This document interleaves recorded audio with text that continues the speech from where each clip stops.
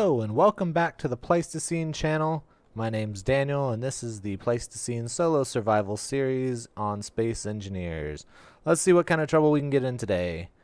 Alright, so last time we got this ship set up, and all it needs really is thrusters and to have this reactor completed. After the episode last time, I went ahead and went out and grabbed some silver. I did find some up on a rock up on the mountain behind us. I also grabbed some iron and stone. We need all of these things to actually produce these reactor components. So I'm letting it go for now. While it's producing, I'm going to go ahead and keep working on this ship. So something I realized when I was doing the video last time, I need to change the placement of these cargo containers. So even if I keep them in the same place, I need to at least change their direction, because this reactor here, once it's fully completed, will not have a conveyor port on this side of it. So I've got to either put the cargo containers here connected to this other cargo container, or I have to turn it so that I can actually connect it to these other connectors, or these other conveyors. So I think what I'm going to do is just turn it, because I like the idea of having a thruster here and a thruster there. So I think I'm going to turn it. Let's go ahead and get that set up. We got it here. This is the medium cargo container. So if I just do it like this, then do I want to do it one off? I guess I could connect it. Yeah, let's do it right. Let's do it one off right here. No, that doesn't make any sense. Let's just keep it where it is. We'll just turn it 90 degrees to the right, and then we'll weld that back up, and we'll do the same thing with the other side. After I do this, then I'm going to go ahead and place the thrusters on, and we'll get the thrusters all finished up, and then all we have to wait for then is the reactor components to be made in the assembler. So those silver ingots will actually take a little while to make, so we have plenty of time. Alright, so turning this one the same direction. Alright, and we'll weld that up, and then I'll go ahead and get the connectors, the conveyors connected up how I want them before I start placing thrusters. So now that we have that, let's see. That's fine. We'll just go ahead and double those up. Okay, so I need some steel plates, some construction components. Or actually, it's interior plates, isn't it? Okay, and then we'll take 10 construction components, 10 motors, and maybe it.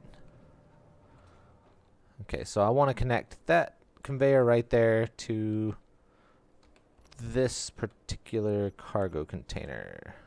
So let's do that, and that, and I should have all the components I need in my inventory, unless it's steel plates and I just remembered it wrong.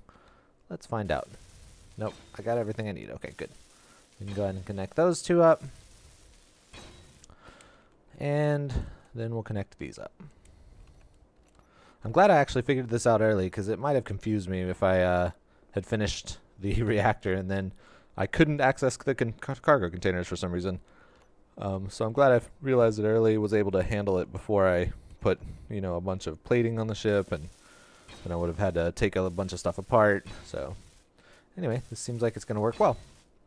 Okay, so now everything's once again connected up, and I can start placing thrusters, but I need some steel plates for that. We're going to use atmospheric thrusters. The ion thrusters are mostly meant for space. The hydrogen thrusters would be fine, because we do have a supply of ice, but it would take a lot of hydrogen, and that would be kind of a pain to keep up with. So we're going to go ahead and go with atmospheric thrusters. We're going to use some large ones for most things, and we're going to have to use some small ones for the forward-facing thrusters, but we should be able to make it work. Once again, I want to try to keep everything within one block. This connector's already slightly outside of the zone that I wanted it to be, but it still should be okay. It's only sticking down as much as the rest of the ship is sticking up, so it should be okay. Alright, let's see how my hydrogen is since I keep flying around. And we'll put the atmospheric thrusters on our toolbar. Okay, the big ones, we want down-facing thrusters right here. So right there, and then we want back-facing right here. Okay, and this one's gonna be right here.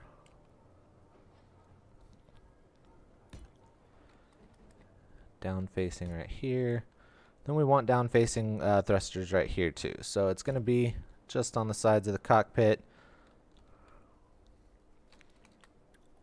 Okay, and then our side-to-side thrusters, we're just going to use small thrusters for the navigation for side-to-side, but I still want about 6 on each side so that we have plenty of maneuverability when we get down into the rock of the planet. So, and also, I mean, when it comes to thrusters, it never hurts to be a little bit redundant. Just because if one gets knocked off, it's better to have another one or more to be able to maneuver out of a tense situation. So, all right. So right now, the only thing we don't have are forward-facing thrusters, and the forward-facing thrusters are going to be pretty the most difficult to do. What I think I'm going to do is put another steel block or another armor block right here, weld it up, and I should be able to attach. Although, is it going to hit the drills if I do that? That's problematic. Okay, instead let's go under here. I think we can face all of them forward without hitting anything. Yeah, we should have plenty of room. Okay, so let's go ahead and get our small thrusters. We'll face them toward the front. And we definitely want 6 on this one.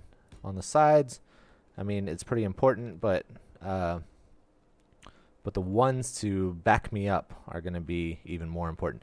Now, the thrust from these, I'm pretty sure they only go out 1 block. So even if I put it here, it should not actually hit this thruster. I do have the thruster damage turned on. It's just more realistic to me that way. So I go ahead and keep that on.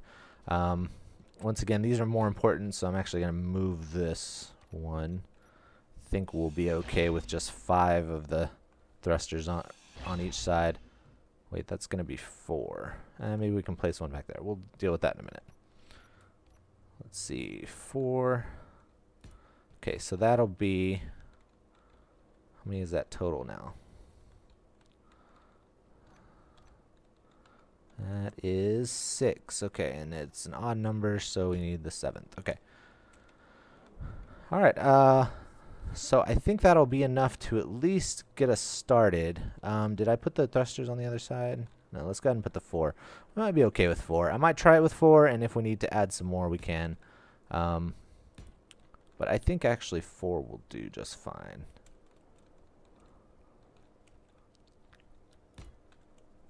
I usually don't like blocking the sides of the cockpit like this, but since I'm going for as compact as possible, that actually is going to be just perfect. All right, so I'm going to go through, I'm going to weld this up. Let me see how our refining is doing. Let's see, okay, we've got 59 plus 25. We need a total of 500 silver ingots, so we actually have a ways to go on that. Might actually have to go get a second run of silver for that, but we'll see. We need 95 total, I think. Yeah, 95 total. So we got a ways to go on that, but we can go ahead and weld these things up, and then if we have time after that, maybe we'll go ahead and put some modules on our refinery so that it makes it go faster. We'll see after that. But while I weld this up, I'm going to go ahead and fast forward. A lot of people, when they first build on planets, they try to build rovers, and I think I might have said it in a previous video. I can't remember right now, but I've not had much luck with rovers.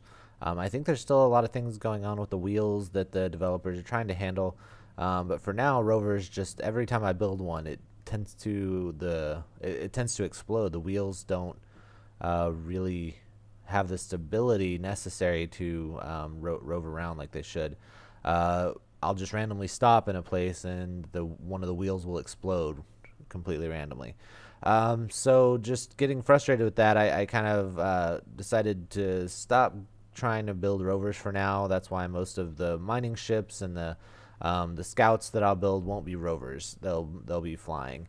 And that's just a personal choice. I still like the idea of rovers, and once the wheels become more stable, then I'll invest the time into it. And even like for mining, I think a rover would be super efficient to be able to roll around on that ice lake and be able to mine materials. But just right now, it's not going to work. So that's why I went ahead and went with a ship for my first build in this particular survival campaign. I think this ship's actually going to work out really well, and I'm actually going to use a very similar design. It'll be slightly different because I don't need the narrow shape, but I'm going to use a similar design when I decide to build my welding and grinding ship. It'll be a small design like this, but it'll be a little more up and down. It'll be a little more vertically thick. The mining ship I wanted specifically very narrow in the vertical direction because I want to be able to have the ship follow the drills through a drilled area without worrying too much about getting things blown off. Now you'll notice later in this video I actually forget to take that landing gear off. I wasn't planning on having landing gear, but I don't take the landing gear off and it doesn't actually cause any problems. So I might actually leave the landing gear on and put a couple more on there because it is nice to be able to land the ship instead of having it just straight up docked to the station the whole time. There presents a few challenges when you leave a ship docked to a station. One, I like to turn off the thrusters so they're not using uranium just to stay idle. But if you do that and then you forget to turn the thrusters back on before you release from the station, then you'll fall. Your ship will fall to the ground and potentially bust open. So I might put some more landing gear on this ship and just keep it landed on the platform when I'm not using it. So yeah, so I think it's a pretty good design. I think it's going to work really well.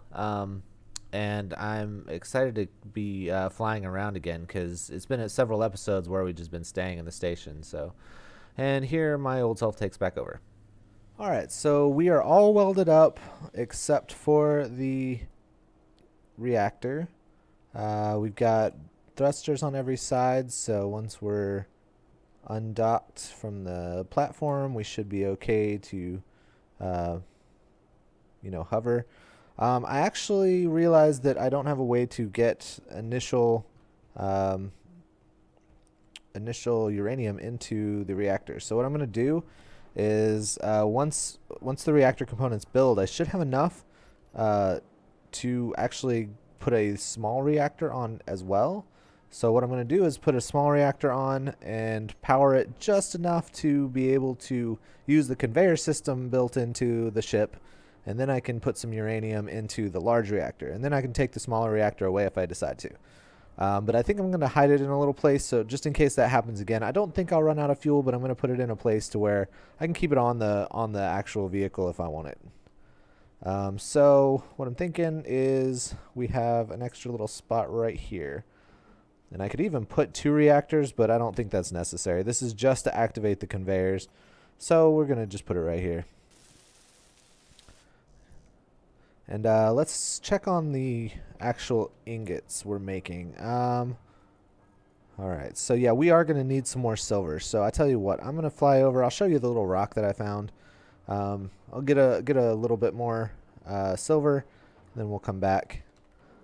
So let me put these up and make sure my hydrogen's filled. Whoops. Okay, fill up the hydrogen. Then we'll fly over there. It's way up here. I set a waypoint. Now, this is not going to be a permanent source of silver. This is enough silver to probably make these reactors. But hopefully when I have the ship, I can fly a little further afield and be able to find a bigger source of silver. But this will do for now, so not too worried about it. It's within flying distance for me. And we can come back and tear up this rock once the ship is functional, get the rest of the silver out of it, Alright, so you can see all the stone I left behind before. So I'm just going to get enough silver to fill up my inventory. Silver, for some reason, is always an issue. Not usually because it's very hard to find, but just because it processes so slow, and you can't put it in the arc reactor or anything. It's the same way with platinum. Platinum, once we get it, which we can't get on the planet, we'll have to get that from somewhere in space, maybe on the moon or from an asteroid. But platinum's the same way. It takes just really long time to refine, and may cause a problem that way. Now, during the fast forwarded part, you may have seen I ran out of steel plates. So instead of making them and using what little iron reserves we have, I went ahead and cut out some of the blocks for increasing the productivity of the refinery. So what I'm gonna do is I'm gonna add modules. I'll add 4 modules to that refinery. I want to do one for power consumption, so I want to put a power efficiency module on one. I'm also going to put an effectiveness module on there, and then 2 productivity modules, and that will increase the yield per unit processed with the effectiveness module, and the productivity modules will make it just run in general faster. And then the power efficiency module is just because we're still on kind of limited power resources. We've got a pretty good reserve of uranium. I checked it a little bit ago, and we're almost up to, I think we were up to 9 uranium ingots, which even if the batteries die today, then that'll be enough to last us just a little while. But I'm hoping not to do that. I would like to go back to reactor use exclusively once we have a big enough store of it. Okay, so yeah, we've refined all of the silver that I brought back last time, and we still only have about 180 ingots. So we need quite a bit more. I might actually have to make a couple more runs. So don't worry, we will finish this ship in this episode. But I just wanted to. I'll probably go ahead and let it refine a while off camera. But for now, we're going to go ahead and increase the efficiency and the productivity of our refinery. Let's go ahead and add these modules, and then we'll weld them up. Okay, let's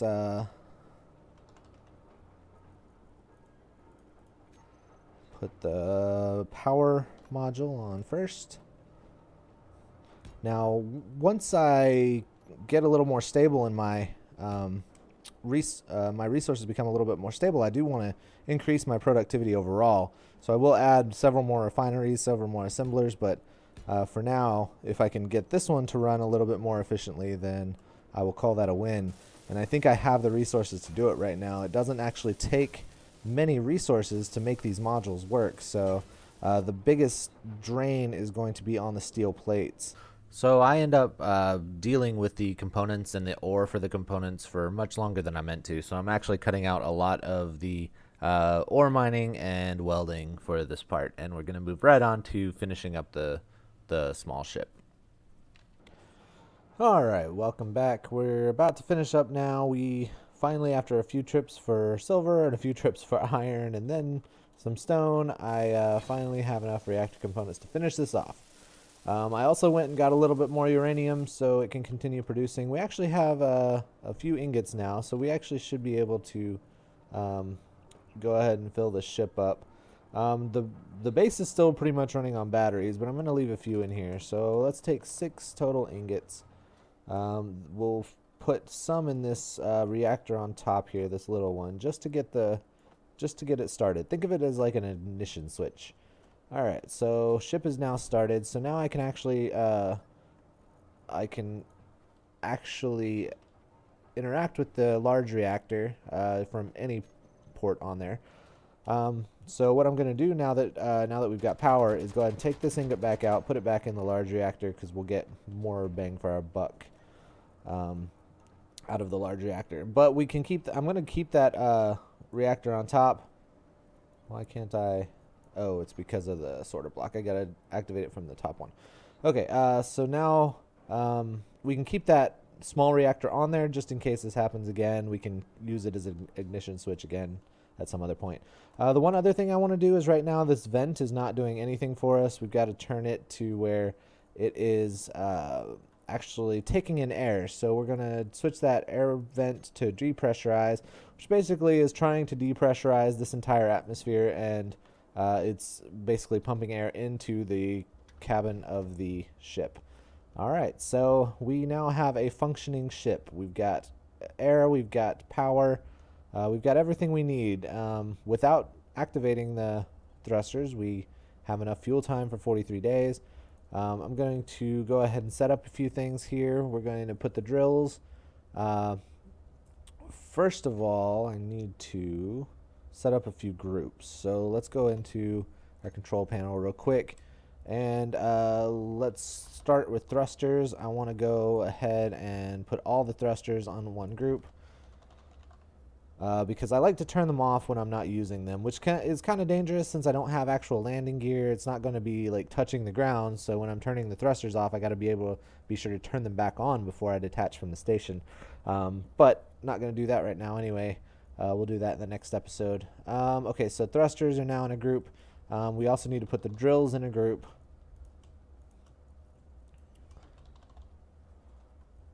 And that should do it. So now I'm going to take those two groups. I'll do the drills. I like to be able to toggle them on and off. And then the thrusters, actually I'm going to put those, I don't want to accidentally turn the thrusters off. So I'm going to put them way over here on 9.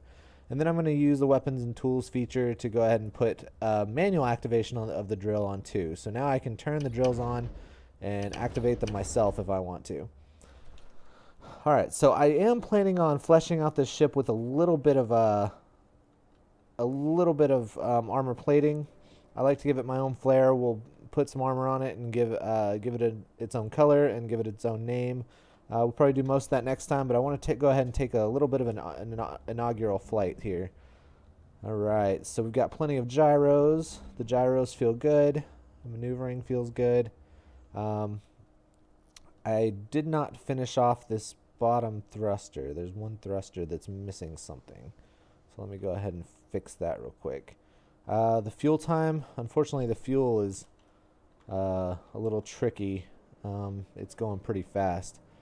So, what am I missing for this bottom thruster? That's what I was trying to figure out. This one thruster that's forward facing, oh, it just needs to be welded. Okay, alright, we're good. Okay, and that's the last thing I want to make sure of is with inertial dampeners on, is that going to actually burn into those thrusters in front of it. Let's see. No, it's not doing any damage to it. Okay, so it looks like those have enough room to stop even with the pretty intense burn for the inertial dampening. So it looks like that's okay. All right, let's see how the drilling action works. There's two different things I want to do. I do want to get some uranium, but I'm going to wait until off camera for that just to get an inaugural test for this particular little ship. I'm going to go and drill into this iron. So what I want to do is take a little bit of an oblique angle. At this point, the downward facing thrusters and the forward facing thrusters are teaming up. As I start to turn more and more and more, the forward facing thrusters take more of the weight, but it looks like even facing downward without any ore in it, this can actually go directly vertical, which is great. Can it go directly vertical? Alright, so we are in line with the horizon now, and our forward facing thrusters are actually keeping us up, which is fantastic. I wasn't sure if it was going to be able to do that. But even so, I don't want to put too much stress on it, because once we start filling up the weight of this, it's going to get more and more difficult to use those forward facing thrusters to break out. So I'm going to do a little bit of an oblique angle into the ice, and we're going to get down to some iron. I'm hoping it will go pretty fast. Once again, I only have 3 drills on this, so it's not going to be like the greatest driller in the world, but it's still going to significantly increase our production of iron and other minerals as we're trying to increase our production of things like steel plates and stuff that we keep running out of. Now I do need a name for this ship. I'll try to think of a good one before next time. If somebody comments before the next time and has a good idea for a name, I'll probably go ahead and use that. But until I get a little more viewership, that may not happen. So I'm going to try to come up with a pretty cool name for it to start out with. We'll see what happens. Alright, we're almost to the iron now. Should be a fairly thick lens of iron when we get to it. Oh, the other thing I need to set up is the conveyor sorter. Okay, so we see the like reddish orange of the iron popping through there. So that's pretty good. I'm gonna go ahead and clear out a little bit of the space around it, because as I'm mining, it's better to be at a fairly horizontal state. Got to watch out. Those two large thrusters on the front are actually really powerful. So I can see where the horizon is because of that horizon line that we've got on the heads-up display. So I can make it to where I can mine where my ship's going to be pretty much flat, which will be nice. Alright, so now we've got a good area to mine in. Oh, don't destroy my ship immediately after creating it. That would be terrible. Okay, so now I'm going to start drilling. One thing I do need to still set up is the conveyor sorter, because right now it's not listed to throw out stone. So I'm going to set it to whitelist, set it to stone, and now all the stone that I pick up will be conveyed into that bottom connector there. And so now I need to set that connector. Now you can do this two ways. One, you can set the conveyor sorter to drain all, and that'll basically pull all of the stone from the rest of the ship. But the way I like to do it is use the connector. So the connector I'm going to set to collect and throw out all. So now the only thing that can get through there is stone, and the connector itself will try it, and throw it all out. Now, the reason I like to do that is because you can't actually set up the conveyor sorter on your bar, but what I can do is I can set up the connector, which is connector 4. I can set that on the bar, set it to collect all on or off, and then throw out on or off. So now if I decide that I need stone, if I need to go out and mine stone, then I can actually turn off that that connector. It won't keep draining. And I'll be able to keep some of the stone so that I can take it back for processing. Okay, and now just to give you a view, I'm going to grab a little bit of stone. And you'll see it starts dropping out the bottom there. So on the large ships, if you build a large mining ship, it's very rare that you can actually have connectors that can keep up with the amount of stone you're getting, because you get a lot of stone as you go. But on the smaller ships, it actually can keep up pretty well. So on the smaller ships, it's pretty efficient. Alright, so we're mining a bunch of iron now. We've got 3 cargo containers, so I want to see how much we're actually filling those up. Alright, so we've got 2 already filled to capacity, which is great. I was coming back with my personal inventory with about 2.1 thousand ore of iron. And now with this mining ship and of significantly less time, I've gotten way more than that. I'm not even going to try to calculate the percentage, but it's pretty high. So not only that, but I can also fill up the drills if I wanted to. I'm not going to do it right now just because this was kind of a test run, but the test I can say was successful. We are already filling up the drills, but we obviously have plenty of thrusters, plenty of power to stay in the air, and we have enough power to keep the and we also have enough drilling capacity to be able to get a good amount of ore each time we go out. So this is going to significantly make our operation significantly more efficient. Alright, so I'm going to go ahead and take this back. The very first thing I'll do at the beginning of the next episode is set up a connector on the station, so that I can take this ship, connect it directly to it, and have all the ore go directly into the refinery, so I don't have to move it by hand. But I'm going to say that's it for this episode. I appreciate you watching. If you like this, go ahead and hit the like button. If you want future updates for future videos, hit the subscribe button. And thanks again. I'll see you next time.